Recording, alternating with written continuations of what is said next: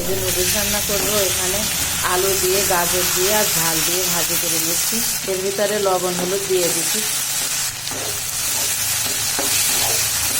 এটা সম্পূর্ণ নিরামিষ রান্না হবে নুডলস। এই দেখো ভাজা হয়ে গেছে, এবার নামাই নেব। এখানে যে জল ফুটছে, এই যে নুডলস 2 প্যাকেট দিয়ে দিলাম, 3 প্যাকেটই দিয়ে দিলাম, 3 জন মানুষ আমরা। এটা কিছুক্ষণ ফুটবে। এই যে 3 প্যাকেট মশলা, এটা নামানোর আগে দিয়ে দিব। সেই নুডলসের প্যাকেট, নুডলসটা এরকম জল ফেলে দিয়েছে। এই যে এটা ফেলতেও পারো জল, নাও ফেলতে পারো। আমি আবার বেশি জল হয়ে গেছিলো, এই জন্য ফেলে দিয়েছি।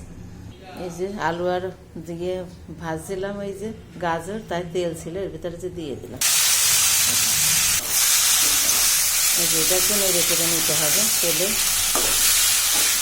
তো অল্প একটু লবণ দিতে হবে, নাড়াচাড়া করে নিয়ে তারপর এই যে মশলা, আলু ভাজা গাজর ভাজা দিয়ে দিতে হবে। ভেজে রেখেছিলাম, এইভাবে একটু নাড়াচাড়া করে নিতে হবে। এবার এই যে মশলাগুলো দিয়ে দিতে হবে। 3টে মশলাই দিয়ে দিয়েছি। আমি একটু জালটা বন্ধ করে দিয়েছিলাম, লেগে যাচ্ছিল এই জন্য। এই যে এখন এই যে আবার জাল দিয়ে দিয়েছি। এই যে হয়ে গেল, এটা নামাবো। এই দেখো কতটা সুন্দর হয়েছে।